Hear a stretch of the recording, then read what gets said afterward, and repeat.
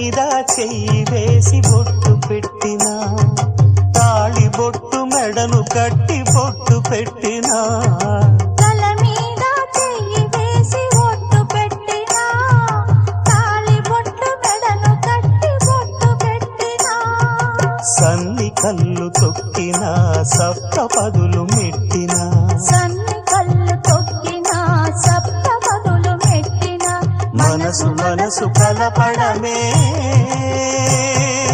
మంత్రం పరమార్థం. శ్రీరస్తు శుభమస్తు, శ్రీరస్తు శుభమస్తు. శ్రీకారం చుట్టుకుంది పెళ్లి పుస్తకం, ఇక ఆకారం దాచుతుంది కొత్త జీవితం.